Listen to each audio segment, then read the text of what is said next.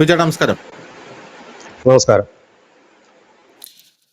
ഇസ്രയേലിൽ ഇന്ത്യൻ പ്രധാനമന്ത്രി നരേന്ദ്രമോദി ചെന്നിറങ്ങിയിരിക്കുകയാണ്. ഇസ്രയേലിൽ പ്രധാനമന്ത്രി ഇറങ്ങിയത് തൊട്ട് പ്രതിപക്ഷം ബഹളം വെച്ചുകൊണ്ടിരിക്കുകയാണ്. നമ്മുടെ കേരളത്തിൽ CPM ഓൾറെഡി അവർ പത്രക്കുറിപ്പ് ഇറക്കി കഴിഞ്ഞു. അതായത് ഇസ്രായേലിൽ നരേന്ദ്രമോദി പോയതേ ശരിയായില്ല എന്നാണ് അവർ പറയുന്നത്. നമ്മുടെ രാഹുൽ ഗാന്ധി പറയുന്നത് ഇസ്രായേലിന്റെ പാർലമെന്റിൽ നരേന്ദ്രമോദി പ്രസംഗിക്കാൻ പോയത് ഇസ്രായേലിനെ സുഖിപ്പിക്കാനാണ്, ജൂത രാഷ്ട്രത്തെ സുഖിപ്പിക്കാനാണ്. മറിച്ച് പലസ്തീനിൽ നടക്കുന്ന വംശഹത്യക്കെതിരെ നരേന്ദ്രമോദിക്ക് എന്തെങ്കിലും സംസാരിക്കാൻ ധൈര്യമുണ്ടോ എന്ന് രാഹുൽ ഗാന്ധി ചോദിക്കുന്നുണ്ട്. വലിയ കാര്യമൊന്നുമില്ല. പിന്നെ രണ്ടാമത്തെ കാര്യം എന്ന് പറഞ്ഞാൽ, ഇസ്രയേലിൽ പ്രധാനമന്ത്രി നരേന്ദ്രമോദി പോയപ്പോൾ ചരിത്രത്തിൽ ആദ്യമായിട്ട് ഇന്ത്യയുടെ പ്രധാനമന്ത്രി എന്നല്ല, ലോകത്തിൽ ഒരു ഭരണാധികാരിക്കും കിട്ടാത്ത ഒരു വരവേൽപ്പ് കിട്ടി എന്നുള്ളത് മാത്രമല്ല, പാർലമെന്റിനകത്ത് ഇവർ മോദി മോദി എന്ന് പറയുന്ന വലിയ രീതിയിലുള്ള കരഘോഷങ്ങളോടെയും വലിയ രീതിയിലുള്ള ആർപ്പുവിളികളോട് ഒപ്പമാണ് ഈ പാർലമെന്റ് അംഗങ്ങൾ നരേന്ദ്രമോദി പ്രസംഗം കഴിഞ്ഞപ്പോൾ നരേന്ദ്രമോദിയെ സ്വീകരിച്ചത്. പിന്നെ അയൺ ഡോം അടക്കമുള്ളവ, പിന്നെ ഹൊറൈസൺ അടക്കമുള്ള ബ്രഹ്മോസിനേക്കാൾ മാരകമായിട്ടുള്ള മിസൈലുകൾ അടക്കം ഇസ്രായേൽ ഇവർക്ക് തരുമെന്ന് പറയുന്നു. ഇതിൽ ഭയപ്പെടുന്നത് പാകിസ്ഥാൻ അടക്കമുള്ള രാജ്യങ്ങളാണ്. പിന്നെ ഹെക്സഗൺ എന്ന് പറയുന്ന ഏഷ്യൻ നാറ്റോ പോലെയുള്ള ഒരു സഖ്യം രൂപീകരിക്കുന്നതിൽ പാകിസ്ഥാൻ ഇപ്പോൾ അവരുടെ പാർലമെന്റിൽ പ്രമേയം പാസാക്കി പറഞ്ഞത് ഇത് മുസ്ലിം രാഷ്ട്രങ്ങളെ സമ്പൂർണ്ണമായി തകർക്കാനുള്ള ഇന്ത്യയുടെയും ഇസ്രായേലിന്റെയും ഒരു വലിയ പദ്ധതിയാണ്. ഇത് പല്ലും നഖവും ഉപയോഗിച്ച് എതിർക്കണം എന്നാണ് കൃത്യമായി പാകിസ്ഥാന്റെ ഷഹബാസ് ഷെരീഫ് ഇപ്പോൾ പറഞ്ഞിരിക്കുന്ന ഒരു കാര്യം എന്ന് പറയുന്നത്. അപ്പോൾ ഒരുപാട് കാര്യങ്ങളുമായിട്ടാണ് പ്രധാനമന്ത്രി നരേന്ദ്രമോദി ഇസ്രയേലിൽ നിന്ന് മടങ്ങുന്നത്. ഈ കാര്യങ്ങളൊക്കെ മടങ്ങുന്നു എന്ന് പറയുമ്പോഴും ഈ കാര്യങ്ങളൊക്കെ പ്രാവർത്തികമാകാൻ പറ്റുമോ എന്നുള്ളൊരു ചോദ്യം പല രാഷ്ട്രീയ നിരീക്ഷകരും ഉന്നയിക്കുന്നുണ്ട്. ഇതൊക്കെ ഇനി എത്ര നാൾ, അയൺ ഡോം ഒക്കെ ഇപ്പൊ ചോദിച്ചിട്ടുണ്ട്, പിന്നെ മിസൈൽ വരുമെന്ന് പറയുന്നു, പിന്നെ ഈ ഏഷ്യൻ നാറ്റോ എന്ന് പറയുന്ന ഒരു സാധനം, ഇതൊക്കെ എത്ര നാൾ കൊണ്ടാണ് ഇനി പ്രാവർത്തികമാക്കുക എന്നുള്ളൊരു സംഭവമുണ്ട്. പാകിസ്ഥാൻ ആണെങ്കിൽ അവിടെ കിടന്ന് നിലവിളിച്ചു തുടങ്ങി, ഞങ്ങളെ അല്ല, ഇത് ഉന്നം വയ്ക്കുന്നത് മുസ്ലിം രാഷ്ട്രങ്ങളെയാണ് എന്നുള്ളതാണ്. അപ്പൊ യഥാർത്ഥത്തിൽ ഒരു മുസ്ലിം വിരുദ്ധതയുമായിട്ടാണോ ഇന്ത്യയുടെ പ്രധാനമന്ത്രി നരേന്ദ്രമോദി അങ്ങോട്ടേക്ക് പോയി സംസാരിച്ച് തിരിച്ചു വന്നത്? പ്രതിപക്ഷം പറയുന്ന കാര്യങ്ങളിൽ എന്തെങ്കിലും കഴമ്പുണ്ടോ? ഇവിടെ ഈ ഒരു നിർണായക സമയത്താണ് നരേന്ദ്രമോദി ഇസ്രായേൽ സന്ദർശിക്കുന്നത്. ഇത് ലോകരാജ്യങ്ങൾ തന്നെ വലിയ ഒരു ആശ്ചര്യം ഉണ്ടാക്കിയ ഒരു സംഭവം. കാരണം ഈ ഇറാനെ ആക്രമിക്കാൻ ഇസ്രായേലും അമേരിക്കയും ഒരുങ്ങി നിൽക്കുന്ന ഒരു സാഹചര്യം, ഇറാനുമായി അടുത്ത ബന്ധം സൂക്ഷിക്കുന്ന ഇന്ത്യ ഇസ്രായേലിലേക്ക് എത്തുന്നു. അതും ഈ മുൾമുനയിൽ നിൽക്കുന്ന ഈ സാഹചര്യത്തിൽ എന്താണ് മോദി ഈ തിരക്കിട്ട്, കാരണം ഈ അദ്ദേഹത്തിന്റെ യാത്രാ വിവരങ്ങൾ പോലും ബെഞ്ചമിൻ നെതന്യാഹു പറയുമ്പോഴാണ് ലോകം അറിയുന്നത് എന്ന് വരും എന്നൊക്കെ ഉള്ളത്. അവിടെ പോകുന്നു, എന്തിനാണ് ഈ തിരക്ക് പിടിച്ച് പോയത്, എന്താണ് അതിന്റെ പിന്നിൽ? കാരണം രണ്ടും നമ്മളെ സംബന്ധിച്ച് ഇറാനും നമ്മുടെ സൗഹൃദ രാഷ്ട്രമാണ്. അവിടേക്ക് ആക്രമിക്കാനായിട്ട് അമേരിക്കയും ഇസ്രായേലും കോപ്പ് കൂട്ടുന്നു. ഈ സന്ദർഭത്തിൽ എന്തിനു പോയി? ഒന്ന്, അതോടൊപ്പം തന്നെ ഇന്ത്യയിലെ രാഷ്ട്രീയ നേതാക്കൾ പതിവുപോലെ പ്രിയങ്ക ഗാന്ധി ചോദിച്ചത്, അവിടെ പോയിട്ട് ഗസയിൽ ഇസ്രായേലികൾ കൊന്ന അവർക്ക് ഐക്യദാർഢ്യം പ്രഖ്യാപിക്കുമോ, ഗസയിൽ ഇസ്രായേൽ നടത്തുന്ന കൂട്ടക്കൊല അവസാനിപ്പിക്കാൻ താങ്കൾ പറയുമോ എന്നൊക്കെ ചോദിച്ചു. അത് രാഷ്ട്രീയപരമായ നിലപാടാണ്. പക്ഷെ നരേന്ദ്രമോദി അവിടെ ചെന്നപ്പോൾ മുതൽ എല്ലാ മാധ്യമങ്ങളും, CNN അടക്കമുള്ള മാധ്യമങ്ങൾ ലൈവായി തന്നെ അദ്ദേഹത്തിന്റെ അവിടെ ചെന്നിറങ്ങിയ വിസിറ്റ് കൊടുത്തിരുന്നു. അതിൽ തുടക്കം മുതൽ കാണാൻ കഴിയുന്ന ഒരു കാര്യം, വളരെ ക്ലോസ്ഡ് ആയിട്ടുള്ള അല്ലെങ്കിൽ വളരെ അടുത്ത ബന്ധം പുലർത്തുന്ന രണ്ട് രാജ്യങ്ങൾ തമ്മിലുള്ള, രണ്ട് സിവിലൈസേഷൻ തമ്മിലുള്ള ഒരു കൂട്ടുചേരൽ തന്നെയായിരുന്നു.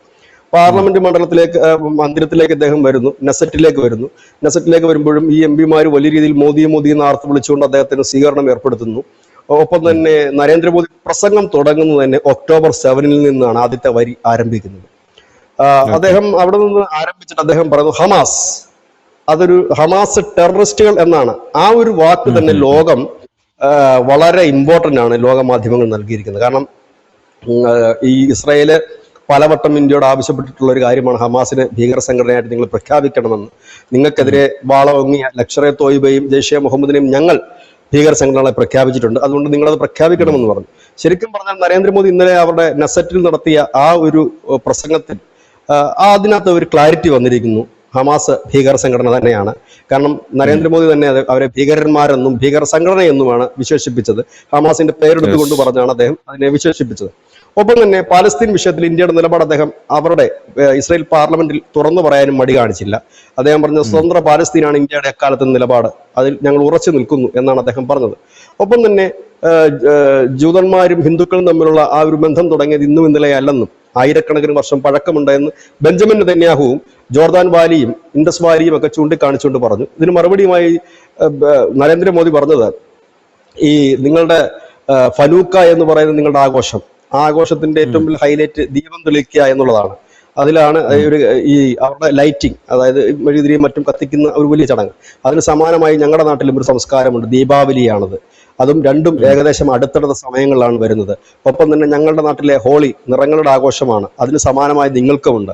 അതുകൊണ്ട് സംസ്കാരങ്ങൾ തമ്മിലും ഒരുപാട് ബന്ധങ്ങളുണ്ട് എന്ന് പറഞ്ഞുകൊണ്ട് ഓൾ ഇന്ത്യ റേഡിയോയുടെ മ്യൂസിക് ട്യൂൺ ചെയ്ത ജൂതനെ കുറിച്ച് പറഞ്ഞുകൊണ്ട് അങ്ങനെ സമസ്ത മേഖലയിലും ആ ഒരു റിലേഷൻ ചൂണ്ടിക്കാണിച്ചുകൊണ്ട് ആണ് നരേന്ദ്രമോദിയുടെ പ്രസംഗം. ഗംഭീരമായ പ്രസംഗമാണ്. ഞാൻ ആ പ്രസംഗം മുഴുവൻ ഇരുന്ന് കണ്ട ആളാണ്.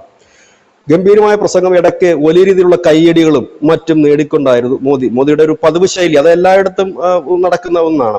തുടക്കത്തിൽ തന്നെ പ്രതിപക്ഷം, ഈ പ്രധാനമന്ത്രി നരേന്ദ്രമോദി വന്നു കഴിഞ്ഞുകൊണ്ട് തന്നെ പ്രതിപക്ഷം ബെഞ്ചമിൻ നെതന്യാഹുവിന്റെ പ്രസംഗം ബഹിഷ്കരിച്ചു.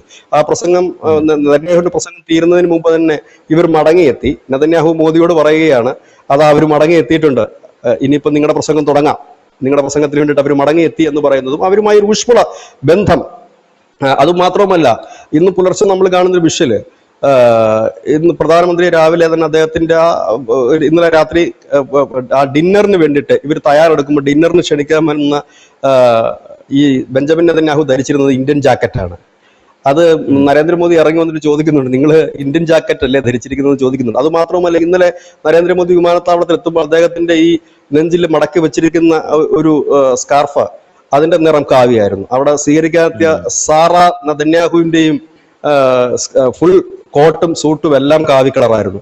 അവിടെ ബെഞ്ചമിൻ നെതന്യാഹു തന്നെ നരേന്ദ്രമോദിയോട് ചോദിക്കുന്നു, ഇതാ നിങ്ങളുടെ നെഞ്ചിലും അവളുടെ ആ ദേഹത്തും ഏത് കളറാണെന്ന് നോക്കൂ എന്ന് പറയുന്നു. അപ്പോൾ നരേന്ദ്രമോദി പറയുന്നുണ്ട് സഫ്രോൺ, അതാണിപ്പം അത് ഹിന്ദുത്വത്തിന്റെ കളറാണ് എന്ന് പറയുന്നത്. അങ്ങനെ ഒരു ഊഷ്മളമായ ഒരു സ്വീകരണം അവിടെ വന്നു എന്നുള്ളത്. രണ്ട് സിവിലൈസേഷന്റെ ഒരു ഇഴചേരൽ മാത്രമല്ല, അതിൽ എനിക്ക് തോന്നുന്നു അനവധി വട്ടം ബെഞ്ചമിൻ നെതന്യാഹുവിന്റെ പ്രസംഗത്തിൽ അദ്ദേഹം പറഞ്ഞത്, ഇന്ത്യ ആണ് മറ്റേ ഒക്ടോബർ 7 ആ ഒരു ആക്രമണത്തിൽ ആദ്യം ഞങ്ങൾക്ക് പിന്തുണ നൽകിയത്, ഇപ്പോഴും അവർ ആ സ്റ്റാൻഡിൽ ഉറച്ചു നിൽക്കുന്നു, ഇരട്ടത്താപ്പില്ലാത്തൊരു രാജ്യമാണ്.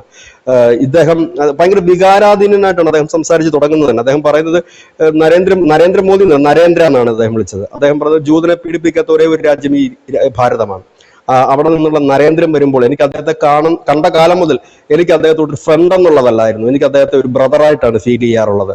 പിന്നെ അദ്ദേഹം എന്നെ കെട്ടിപ്പിടിച്ചു, മോദിയുടെ ഹഗ് ഭയങ്കര ഫേമസ് ആണ്. അദ്ദേഹം എന്നെ കെട്ടിപ്പിടിച്ചപ്പോഴും എനിക്ക് ഒരു വല്ലാത്ത സന്തോഷം തോന്നി എന്നൊക്കെ പറഞ്ഞുകൊണ്ട് വളരെ, അതായത് അവിടെ ഇന്നലെ ഇസ്രായേൽ പാർലമെന്റിൽ പ്രധാനമന്ത്രിയുടെ പ്രസംഗം കഴിഞ്ഞ് അദ്ദേഹം ഈ പാർലമെന്റ് അംഗങ്ങളെ പരിചയപ്പെടാനൊക്കെ വരുമ്പോൾ പ്രതിപക്ഷ ഭരണപക്ഷ വ്യത്യാസമില്ലാതെ എല്ലാവരും ഒന്ന് പൊതിയുന്നൊരു കാഴ്ച, വളരെ പുഷ്പളമായ ഒരു സ്വീകരണം. അവിടെ ഒന്ന് രണ്ട് കാര്യങ്ങൾ അദ്ദേഹം ആ പ്രസംഗത്തിൽ വളരെ വ്യക്തമായ ഒരു സൂചന നൽകി. എന്തിനാണ് താൻ ഇവിടെ വന്നതെന്നും എന്തുകൊണ്ടാണ് അതിന്റെ ലക്ഷ്യം എന്താണെന്ന് അദ്ദേഹം പറഞ്ഞു. അദ്ദേഹം അവിടെ പറഞ്ഞൊരു കാര്യം നമുക്കറിയാം, ഇവിടെ ഇസ്രായേൽ എന്ന് പറയുന്ന രാജ്യം സ്വതന്ത്രമായപ്പോൾ അതിനെതിരെ വോട്ട് ചെയ്ത രാജ്യമാണ് ഇന്ത്യ. നമ്മൾ അവരെ ഒരു കാലത്ത് പഠിപ്പിച്ചിരുന്നില്ല. പാലസ്തീനികൾക്ക് ഇവിടെ കോൺസുലേറ്റ് തുറന്നിരുന്നു, പാലസ്തീൻ വിദ്യാർത്ഥികൾക്ക് ഇവിടെ പഠിക്കാൻ അവസരം ഒരുക്കിയിരുന്നു.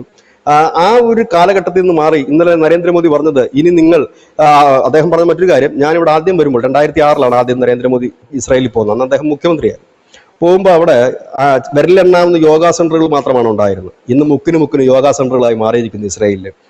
ഇനി നിങ്ങൾക്ക് മറ്റൊന്നുകൂടി എനിക്ക് നൽകാനുണ്ട്, ആയുർവേദമാണത്. അത് പഠിക്കാനായിട്ട് നിങ്ങളുടെ യൂത്തിനെ ഞാൻ ഇന്ത്യയിലേക്ക് ക്ഷണിക്കുന്നു, എല്ലാവിധ സ്വാതന്ത്ര്യവും നിങ്ങൾക്ക് അവിടെ ഉണ്ടാകും എന്നൊക്കെ അദ്ദേഹം പറയുന്ന ഒരു കാഴ്ച. അതായത് രണ്ട് രാജ്യങ്ങൾ തമ്മിലുള്ള ഒരു വലിയ തുറന്നിട്ടിരിക്കുകയാണ്. അതായത് വിദ്യാഭ്യാസം, വ്യവസായത്തിന് വേണ്ടിയിട്ട് അദ്ദേഹം ആളുകളെ വിളിക്കുന്നു. ഒപ്പം തന്നെ പറയുന്നു, ബെഞ്ചമിൻ നെതന്യാഹു പറയുന്നു, പല മടങ്ങ് വ്യാപാരം വർദ്ധിച്ചിരിക്കുന്നു, ആയുധ വ്യാപാരം വർദ്ധിച്ചിരിക്കുന്നു. ഇന്ന് ഫ്രാൻസ് കഴിഞ്ഞാൽ ഏറ്റവും കൂടുതൽ ആയുധം വാങ്ങുന്ന അടുത്ത രാജ്യമായി ഇസ്രായേൽ മാറിക്കഴിഞ്ഞിരിക്കുന്നു. ഇങ്ങനെ ഒരു സാഹചര്യത്തിലാണ് അവിടെ പോകുന്നത്. അതായത് അതിൽ നിന്ന് തന്നെ വ്യക്തം, ഒന്ന്, തീവ്രവാദത്തിനെതിരെ ഒന്നിച്ചു പോരാടാൻ മോദി അവിടെ ഒരു പ്രഖ്യാപനം നടത്തി ഇന്നലെ നെസറ്റില്. രണ്ടാമത്തെ കാര്യം എന്ന് പറഞ്ഞാൽ വ്യാപാര ബന്ധം മെച്ചപ്പെടുത്താനുള്ള ഒരു കാര്യം അദ്ദേഹം പറഞ്ഞു. മൂന്നാമത് ആയുധത്തിന്റെ കാര്യം അദ്ദേഹം പറഞ്ഞിട്ടില്ല, അത് പറയേണ്ട ഒരു ആവശ്യവുമില്ല. അതായത് ഇപ്പോൾ ഇസ്രായേൽ പ്ലാൻ ചെയ്യുന്ന ഒരു അയൺ സഖ്യം, അതായത് ഒരു ഇരുമ്പ് സഖ്യം, തീവ്ര ഇസ്ലാമിസ്റ്റുകൾക്കെതിരായിട്ട് ചില അറബ് രാജ്യങ്ങളും ഇസ്രായേലും ഇന്ത്യയും സൈപ്രസും ഗ്രീസും ഒക്കെ അടങ്ങുന്ന, ചില ആഫ്രിക്കയും ഒക്കെ അടങ്ങുന്ന ഒരു സഖ്യത്തിനാണ് അദ്ദേഹം രൂപം കൊടുക്കുന്നത്. പക്ഷെ ഇന്നലെ അദ്ദേഹം ഉപയോഗിച്ചൊരു വാക്ക്, ഇന്ത്യയും ഇസ്രായേലും ചേർന്നിട്ട് ഒരു അയൺ സഖ്യം രൂപീകരിക്കും തീവ്രവാദത്തിനെതിരെ എന്നാണ്. അപ്പോൾ ഇന്ത്യയുടെ പ്രധാനമന്ത്രി നരേന്ദ്രമോദി പറഞ്ഞൊരു കാര്യം, തീവ്രവാദത്തിന് ഞങ്ങളുടെ നിലപാട് എന്നും ഉറച്ചതാണ്, സീറോ ടോളറൻസ് ആണ്, അതിനെ ഞങ്ങൾക്ക് ഇരട്ടത്താപ്പൊന്നുമില്ല, ഒരു ഭാഗത്ത് ന്യായീകരിക്കുകയും മറുഭാഗത്ത് എതിർക്കുകയും ചെയ്യുന്ന നിലപാടേ ഞങ്ങൾക്കില്ല, അതിനെ ഇല്ലായ്മ ചെയ്യണമെന്നുള്ളതാണ്. അതിന് ആരൊക്കെ ഞങ്ങളൊപ്പം വരുന്നു അവരെയൊക്കെ ഞങ്ങൾ കൂട്ടും എന്ന് പറയുമ്പോൾ ഒരു തരത്തിൽ പറഞ്ഞാൽ ഈ ഹെക്സൺ സഖ്യത്തിലേക്ക് ഒരുപക്ഷെ ഇന്ത്യ പോകുമോ എന്നറിയില്ല, എങ്കിൽ പോലും ഈ തീവ്രവാദത്തിനെതിരായിട്ടുള്ള ഒരു പോരാട്ടത്തിൽ ഇന്ത്യ ഇസ്രായേൽ സഖ്യത്തിന്റെ ഒരു ധാരണാപത്രം ഒപ്പുവെച്ചേക്കാൻ സാധ്യത കൂടുതലാണ്. ഒപ്പം തന്നെ വലിയ ഒരു ആയുധ വ്യാപാരം, ഇതിൽ നമുക്കിപ്പോൾ ഈ ചില ഇന്റർനാഷണൽ മാധ്യമങ്ങളിൽ നിന്നുമൊക്കെ ലഭിക്കുന്ന സൂചനകൾ അനുസരിച്ചാണ് എങ്കിൽ ഈ പറയുന്ന ഗോൾഡൻ ഹെറസോൺ, ഒപ്പം തന്നെ അയൺഡോം തുടങ്ങിയ ആയുധങ്ങൾ നമുക്ക് നൽകാൻ, ആയുധങ്ങൾ മാത്രമല്ല അവരുടെ സാങ്കേതിക വിദ്യകളും ഇന്ത്യയിൽ തന്നെ അവ നിർമ്മിക്കാനുള്ള പദ്ധതികളുമാണ് ആ കരാറിലുള്ളത്. അതായത് ആയുധം വാങ്ങുന്ന രാജ്യത്തിൽ നിന്ന് ഇന്ത്യ ഇപ്പോൾ ആയുധം വാങ്ങുന്ന ആ ആയുധങ്ങളുടെ നിർമ്മാണം കൂടി ഏറ്റെടുക്കുന്ന ഒരു കാലഘട്ടത്തിലൂടെയാണ് കടന്നു പോകുന്നത്. ഇവിടെയൊക്കെ അതുപോലെ തന്നെ ഐസ് ബ്രേക്കറുകൾ തകർക്കാനുള്ള മിസൈലുകൾ, അങ്ങനെ അനവധി ഒരു വലിയ നൂതന ശൃംഖലയാണ്. ഇപ്പോൾ നമ്മുടെ രാജ്യം ഏതെങ്കിലും ഒരു രാജ്യത്തിന്റെ കയ്യിൽ നിന്ന് മാത്രം ആയുധം വാങ്ങുന്ന ഒരു രീതിയല്ല നമുക്കുള്ളത്. റഷ്യയുടെ കയ്യിൽ നിന്നും ഫ്രാൻസിന്റെ നിന്നും ഇസ്രായേലിന്റെ കയ്യിൽ നിന്നും ഒക്കെ നമ്മൾ ആയുധം വാങ്ങുന്നു. അതുകൊണ്ട് തന്നെ നമ്മുടെ എതിരാളികൾക്ക് നമ്മുടെ ആയുധ ശേഷിയെക്കുറിച്ച് എന്നല്ലെങ്കിൽ നമ്മുടെ തിരിച്ചടിയുടെ കപ്പാസിറ്റിയെ കുറിച്ച് വലിയ സൂചനകളൊന്നും തന്നെ ഇല്ല. കാരണം ഇത്തരം ആയുധങ്ങൾ ഇന്ത്യയിൽ കൊണ്ടുവരികയും ഇന്ത്യയിൽ നിന്ന് അതിന്റെ സാങ്കേതിക വിദ്യകളിൽ വലിയ ചേഞ്ചുകൾ വരുത്തിയുമാണ് നമ്മൾ ഉപയോഗിക്കുന്നത്. അതുകൊണ്ട് തന്നെയാണ് S-400 അവർ പ്രതീക്ഷിച്ചതിനേക്കാൾ അപ്പുറത്തെ പെർഫോമൻസ് കാഴ്ചവെച്ചു. അതുപോലെ തന്നെ ഇസ്രായേലിന്റെ ആയുധങ്ങൾ ഇപ്പൊ തരുന്ന ഈ ഗോൾഡൻ ഹെയർസോൺ എന്ന് പറയുന്ന ഈ മിസൈല് ബ്രഹ്മോസിനേക്കാൾ 4 മടങ്ങ് പ്രഹരശേഷിയുള്ളതാണ്. ഒപ്പം തന്നെ എയർ ഡിഫൻസ് സിസ്റ്റങ്ങൾക്ക് കണ്ടെത്താൻ കഴിയാത്തതാണ്. ഇത് ലോകത്തെ എല്ലാ രാജ്യങ്ങളും ഇത്തരം ഒരു മിസൈൽ സ്വന്തമാക്കാൻ ആഗ്രഹിച്ചിരുന്നതാണ്. ഈ മിസൈലാണ് സാങ്കേതിക വിദ്യ അടക്കം ഇന്ത്യക്ക് നൽകുന്നത്. ഇത് ഇന്ത്യക്ക് നൽകുന്നതോടെ ഇസ്രായേൽ ലക്ഷ്യമാക്കുന്നത് ഇതിന്റെ ദൂരപരിധി കൂട്ടുക എന്നുള്ളതാണ്. ഇപ്പൊ 2000 കിലോമീറ്റർ റേഞ്ചാണ് അതിന് ഉള്ളതെങ്കിൽ അതൊരു 4000-ഓ 6000-ഓ ആക്കി മാറ്റുക എന്നുള്ളതാണ്. ഇന്ത്യ ലക്ഷ്യമിടുന്നത് അത് തന്നെയാണ് ഇവിടെ അത്തരത്തിൽ. അപ്പോൾ പിന്നെ ഒരു ചോദ്യം എന്ന് പറഞ്ഞു കഴിഞ്ഞാൽ ഇതൊക്കെ എന്ന് റെഡിയാകാനാണെന്ന് ചോദിച്ചാൽ ഇതെന്തായാലും അപ്പോ അല്ലല്ലോ ചുട്ടെടുക്കാനായിട്ട്. ഇപ്പൊ കരാർ ഒപ്പിട്ടില്ല, പിന്നെ എപ്പോ കരാർ ഒപ്പിടാനാണ്? ഇനിയിപ്പോ 10 വർഷം കഴിഞ്ഞിട്ട് കരാർ ഒപ്പിട്ടാൽ മതിയാവും. കാരണം അടിയന്തരമായി തന്നെ ആയുധം വേണ്ട സാഹചര്യത്തിലൂടെയാണ് ഇന്ന് നമ്മുടെ ഇന്ത്യ കടന്നുപോയിക്കൊണ്ടിരിക്കുന്നത്. കാരണം നമുക്കറിയാം ധൃതി പിടിച്ചുള്ള നീക്കങ്ങളാണ് ഇപ്പോൾ നടക്കുന്നത്. അത് ഫ്രാൻസിന്റെ കയ്യിൽ നിന്ന് 114 റഫേൽ വിമാനങ്ങൾ വാങ്ങുന്നു, അതിന്റെ നിർമ്മാണ പ്രവർത്തനങ്ങൾ ഇന്ത്യ തുടങ്ങുന്നു. ഒപ്പം തന്നെ റഷ്യയുടെ കയ്യിൽ നിന്ന് ഒരു വലിയ കരാർ ഒപ്പിടാൻ പോകുന്നു, ഇസ്രായേലിന്റെ കയ്യിൽ നിന്ന്. അതായത് കൂടുതൽ ആയുധങ്ങൾ ഇന്ത്യ സംഭരിക്കുന്നു. കാരണം ഇന്ത്യയെ സംബന്ധിച്ച് ഇന്ത്യയുടെ ചുറ്റോട് ചുറ്റും ആയുധ കൂമ്പാരവുമായി നിൽക്കുന്ന രാജ്യങ്ങളാണ്. ചൈന ഇപ്പോൾ അവരുടെ ആണവ പോർമുനകളും ആയുധങ്ങളും ഓരോ ദിവസം പ്രതി കൂട്ടിക്കൊണ്ടിരിക്കുന്ന ഒരു സാഹചര്യമുണ്ട്. ഈ സാഹചര്യത്തിൽ ഒരുപക്ഷെ വരും യുദ്ധങ്ങൾ, ഇന്ത്യ പാകിസ്ഥാൻ വാറായാലും മറ്റേതെങ്കിലും യുദ്ധങ്ങളായാലും പഴയതുപോലെ ഓപ്പറേഷൻ സിന്ദൂർ പോലെ 1-2 ദിവസങ്ങളിൽ ഒതുങ്ങുന്നതായിരിക്കില്ല. കരസേനാ മേധാവി പറഞ്ഞതുപോലെ 5 വർഷത്തേക്കുള്ള ഒരു യുദ്ധത്തിനാണ് നാം ഒരുങ്ങുന്നത് എന്ന് പറയുന്നത് ഒരു യാഥാർത്ഥ്യമുണ്ട്. നമ്മൾ പാകിസ്ഥാനെ വെറും ഒരു നിസ്സാര രാജ്യമായിട്ട് നമുക്ക് എഴുതിത്തള്ളാൻ കഴിയില്ല. അന്ന് അവർക്ക് ആ ഒരു പ്രഹരം കിട്ടിയെങ്കിൽ ഇന്ന് അവർ കുറച്ചുകൂടി പ്രാക്ടിക്കൽ ആയിക്കൊണ്ട് മറ്റെന്തെങ്കിലും ഒരു ഇടപാടിൽ ചൈനയുടെ കൂടെ സപ്പോർട്ട് എപ്പോഴും ശത്രുവിനെ ദുർബലമായോ നിസ്സാരരായോ കാണരുത്. അതുകൊണ്ട് തന്നെ ആയിരിക്കണം ഇന്ത്യ ഒരു പ്രഹരശേഷി കൂടിയ വലിയ ആയുധങ്ങൾ തന്നെ കളത്തിലിറക്കാൻ. കാരണം ഇപ്പൊ വരുന്ന ഈ ഗോൾഡൻ ഹൊറിസോൺ എന്നൊക്കെ പറയുന്ന മിസൈലുകൾക്ക് മനസ്സിലാക്കാൻ കഴിയുന്നത് ആണവ കേന്ദ്രങ്ങളും ആണവായുധങ്ങൾ പോലും തകർക്കാൻ കപ്പാസിറ്റി ഉണ്ട്. ബങ്കറുകൾ പോലും തുളച്ചു കയറി വലിയ സ്ഫോടനങ്ങൾ നടത്താൻ കപ്പാസിറ്റി ഉണ്ട്. ഇതിനെ കണ്ടെത്താൻ കഴിയില്ല. സുഖോയ് പോലുള്ള വിമാനങ്ങളിൽ നിന്ന് വിക്ഷേപിക്കാൻ കഴിയുമെന്നുള്ളതാണ് ഏറ്റവും വലിയ ഒരു അഡ്വാൻറ്റേജ്. ഇങ്ങനെയൊക്കെ പോകുന്ന ഒരു സാഹചര്യമുണ്ട്. അതായത് ഇന്ത്യ എക്കാലവും ഇസ്രായേലിനൊപ്പമായിരുന്നു. അത് കോൺഗ്രസിന്റെ സർക്കാരിന്റെ കാലത്ത് ഇസ്രായേൽ നമ്മളെ സഹായിച്ചിട്ടുണ്ട്, നമ്മുടെ 71 യുദ്ധത്തിൽ സഹായിച്ചിട്ടുണ്ട്. ഇതൊന്നും റെക്കോർഡിക്കലി ഇല്ലെങ്കിൽ അതൊന്നും അംഗീകരിക്കാൻ ആർക്കും മടിയായിരുന്നു. അവർക്ക് നമ്മളൊരു നയതന്ത്ര ബന്ധം തുറന്നു കൊടുത്തത് നരസിംഹറാവുവിന്റെ കാലത്താണ് നയതന്ത്ര ബന്ധം തുടങ്ങി വെച്ചത്. അതിനുശേഷം AB വാജ്പേയി വരേണ്ടി വന്നു മഹാരാഷ്ട്രയിൽ ഒരു കോൺസുലേറ്റ് സ്ഥാപിക്കാൻ തന്നെ. അതാണ് അതിന്റെ ഒരു, അപ്പോഴും ഇവിടെ പാലസ്തീന്റെ കോൺസുലേറ്റ് ഉണ്ടായിരുന്നു എന്നുള്ളതും പാലസ്തീൻ വിദ്യാർത്ഥികൾക്ക് വിസ ഉണ്ടായിരുന്നു എന്നുള്ളതും നമ്മൾ ശ്രദ്ധേയമായ ഒരു കാര്യമാണ്. ശരിയാണ് അവർ പറഞ്ഞത് ലോകത്ത് ജൂതനെ പീഡിപ്പിക്കാത്ത ഒരേ ഒരു രാജ്യം ഭാരതമാണ്. അപ്പോൾ നരേന്ദ്രമോദി അദ്ദേഹം അത് പറഞ്ഞു. 2006 ഞാനിവിടെ വന്ന് നിങ്ങളുടെ കാര്യങ്ങൾ മനസ്സിലാക്കി. അദ്ദേഹം അതിനോടൊപ്പം തന്നെ വിനോദാചാര്യ സംഘത്തിന്റെ പ്രചാരകനെ കുറിച്ച് പറഞ്ഞിരുന്നു. ഇസ്രായേലിൽ പോയി അദ്ദേഹം പഠിച്ച കാര്യങ്ങൾ നടപ്പാക്കാൻ ശ്രമിച്ചു. ഇതൊക്കെ അദ്ദേഹം അതിൽ പറയുന്നുണ്ട്. ഒരുപാട് കാര്യങ്ങൾ അദ്ദേഹം ആ വിശദമായിട്ട് കുറഞ്ഞ സമയം കൊണ്ട് ഒരുപാട് കാര്യങ്ങൾ ആ ഇഴയടപ്പത്തെ കുറിച്ചൊക്കെ പറയുന്നുണ്ട്. അതായത് വ്യക്തമായൊരു സന്ദേശം ഇന്നലത്തെ പ്രസംഗത്തിൽ അദ്ദേഹം നൽകി. അതിലൊന്ന്, ഹമാസിനെ ഭീകര സംഘടനയായിട്ട് അദ്ദേഹം പ്രഖ്യാപിച്ചു. രണ്ട്, പലസ്തീൻ വിഷയത്തിൽ ഇന്ത്യയുടെ നിലപാട് എന്താണ്, നമ്മുടെ സ്റ്റാൻഡ് എന്താണെന്ന് അദ്ദേഹം തുറന്നു പറഞ്ഞു. എന്തിനാണ് താനിവിടെ വന്നതെന്ന് അദ്ദേഹം അടുത്ത നിലപാട് പറഞ്ഞു. നിങ്ങളെ ഞങ്ങൾ അങ്ങോട്ടേക്ക് ക്ഷണിക്കുന്നു, അവിടെ ഒരു സൗഹൃദ അന്തരീക്ഷത്തിലാണ് വ്യാപാരങ്ങളും വ്യവസായങ്ങളും ബിസിനസ്സും ഒക്കെ നടത്തുന്നത് എന്ന് പറഞ്ഞു. ഇന്ത്യയിൽ നിന്നുള്ള ബിസിനസ് കൂടിയിട്ടുണ്ടെന്ന് നെതന്യാഹുവും പറഞ്ഞു. നാലാമത് അദ്ദേഹം പറഞ്ഞൊരു ഇമ്പോർട്ടന്റ് ആയ കാര്യം, ഭീകരവാദത്തിനെതിരെ ഞങ്ങൾ ആരുമായിട്ട് കൂട്ടുകൂടുമെന്ന് പറയുമ്പോൾ ഈ സഖ്യത്തിൽ ഒരുപക്ഷെ ഈ നമ്മളിപ്പോ ഈ പാകിസ്ഥാനൊക്കെ അലറി വിളിക്കുന്ന പോലത്തെ ഒരു സഖ്യം ഉണ്ടായില്ലെങ്കിൽ പോലും ഈ പറയുന്ന അയൺ സഖ്യം ഉണ്ടാകാനുള്ള സാധ്യതകൾ വളരെ കൂടുതൽ. ഈ നാലിനും കൃത്യമായിട്ട് തന്നെ പ്രധാനമന്ത്രി ഇതിന് നെസറ്റിൽ മറുപടി പറഞ്ഞിരിക്കുന്ന കാര്യമാണ്. ഇന്നിപ്പോൾ അദ്ദേഹത്തിന് പരിപാടികൾ എന്തായെന്ന് ചോദിച്ചു കഴിഞ്ഞാല് അദ്ദേഹം ഇന്നത്തെ ഒരു പ്രധാന പരിപാടികൾ വരുന്ന കരാറുകളിൽ ധാരണാപത്രങ്ങൾ ഒപ്പുവെക്കുക. അത് ഫുൾ ഫ്ലെഡ്ജ് കരാറിലേക്കല്ല. അതുപോലെ തന്നെ ഇസ്രായേലുമായിട്ടൊരു ഫ്രീ ട്രേഡിംഗ് കരാർ നമ്മൾ ഒപ്പുവെക്കാൻ പോകുന്നു. അതിന്റെ ചർച്ചകൾ നമ്മൾ ആരംഭിച്ചു കഴിഞ്ഞിട്ടുണ്ട്. ഇപ്പോൾ നമ്മൾ ചില ധാരണകൾ, പ്രത്യേകിച്ച് ഭീകരവാദത്തിനെതിരായിട്ടുള്ള ഐക്യത്തിന് ധാരണയും ആയുധം വാങ്ങുന്നതിന്റെ ധാരണ, അതിന്റെ ബാക്കിയുള്ള ഡീറ്റെയിൽസുകൾ പിന്നീട് വിശദമായിട്ടൊരു വലിയ കരാർ വരും. ഇന്ന് അത് ഒപ്പിടുകയാണ് പ്രധാനപ്പെട്ട ലക്ഷ്യം. ഇതിൽ കൂടെ ഒരു വലിയ മുന്നറിയിപ്പ് മോദി നൽകുന്നുമുണ്ട്. പിന്നെ മറ്റൊന്ന് എന്ന് പറഞ്ഞാൽ അദ്ദേഹം പറഞ്ഞ ഒരു കാര്യം, ഗസയിൽ സമാധാനം സ്ഥാപിക്കാൻ എന്റെ എല്ലാവിധ പിന്തുണയും ഉണ്ടാകും എന്ന് അദ്ദേഹം എടുത്തു പറഞ്ഞ ഒരു കാര്യമുണ്ട്. കാരണം അത് നമ്മുടെ രാജ്യത്തിന്റെ സ്റ്റാൻഡാണ്, സമാധാനമാണ് നമ്മൾ ആഗ്രഹിക്കുന്നത്.